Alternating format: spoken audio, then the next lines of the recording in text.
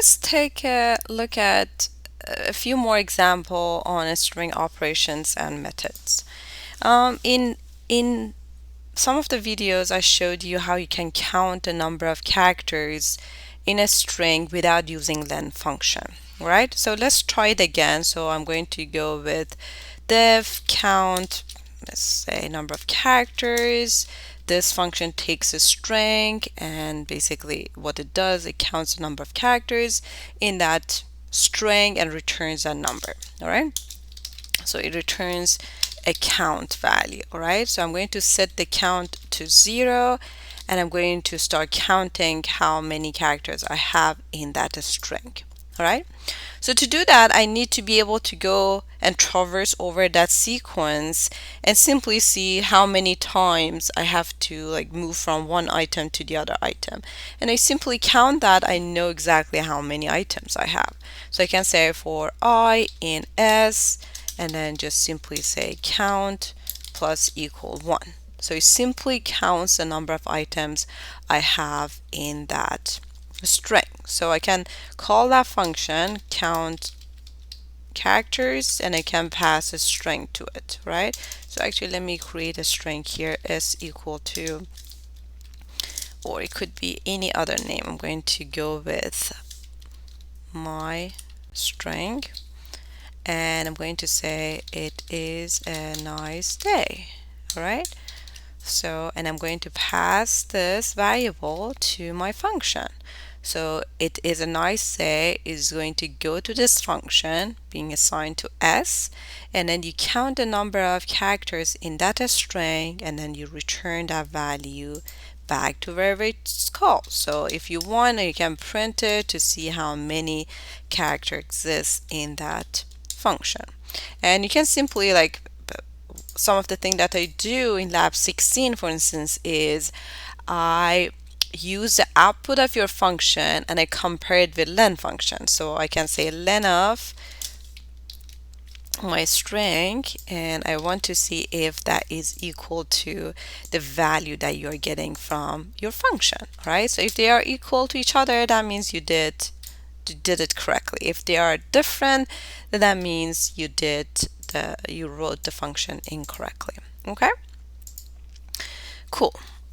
So for the next function, what I want to do, I want to count the number of a specific character. Okay, so def, I'm going to call it count letter. Okay, and then for this one, we are passing a string and a letter. Okay, so we are passing a full string and a specific character or letter. Let's say call it character, and then you need to count the number of time that this character is repeated in that string. All right, so for this function, let's say there is a restriction. You cannot use count function. All right, do not use count function. All right, the first thing that I need to do is very similar to the previous one. I need to set the my counter. I need to traverse over my string, make sure that I'm able to count it, and then return it. However, I only want to count my add 1 to my counter if I is equal to the character that is passed here. If it is, of course, that character, I want to count it up. If it is not, I'm just going to move on to the next character until I traverse over the whole string and get to the end of it. All right? So you see, very similar to the previous one. The bone of it is to be able to traverse over that sequence. All right? So I'm going to print the output of that function. This function, however, takes two values. One is the string and the other one is whatever character you want to count. Let's say we want to count character I. So for this, I'm going to say my string dot count.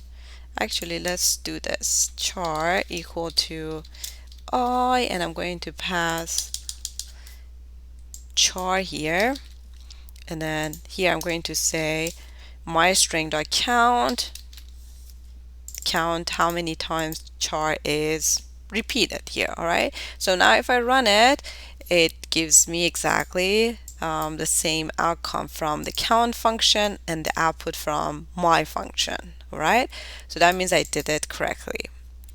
And you can try it for different things, see if that works. So this time you only have one s, so you get 1, but the output should be exactly the same.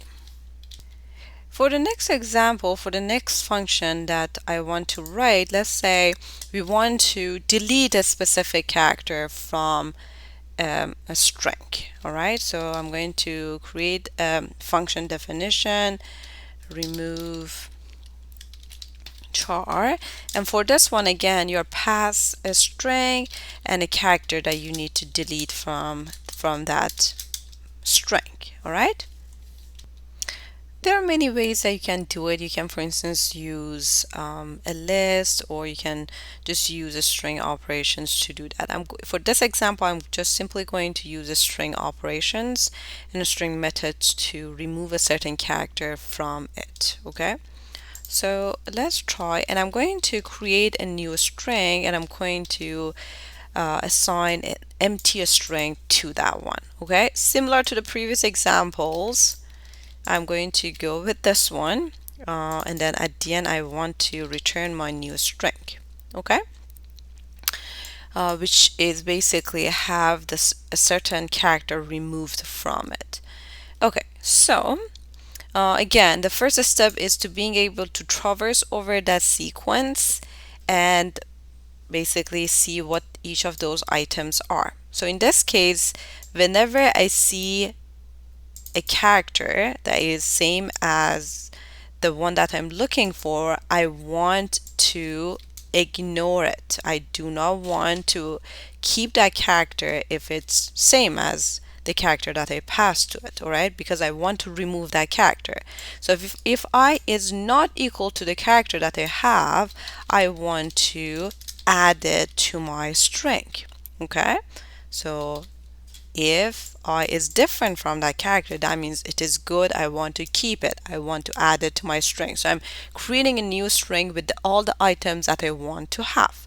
If it is the character that I want to remove, I do not do anything. I just skip that character and I go to the next item. So if I now, I'm not sure when I pause the video, so I'm going to start over. So whenever you are trying to write this function and like you want to remove a character from a string, so the first step should be traversing over the sequence itself. All right, very similar to the previous two that we did. So I'm going to go with this one for now and add the piece that we want. So we are traversing over that sequence for I in S. All right, then after we traverse over S, having access to all of its items, now we are checking to see if any of the characters in S are equal to character that we pass to it or not. All right, if they are not, we want to keep them. If they are equal to char, we don't want to keep them. All right, so for my condition, I'm going to go with if I is not equal to character, the character that we pass, then I want to add it to my new string. If it is equal to char, then if I is equal to char, I want to skip that character and move on to the next one. So that way I am basically removing all of the characters that are passed here. So for this one, let's see what happens if we pass A. For A, we should see this one gone and this one gone. So here we go. The A from is a nice day, and then A from day is removed from this string. For another example, let's say you have extra spaces and you want to take the space out. All right, so you can run it, and here you go, like all of the spaces are gone. It's like all of the items are glued to each other.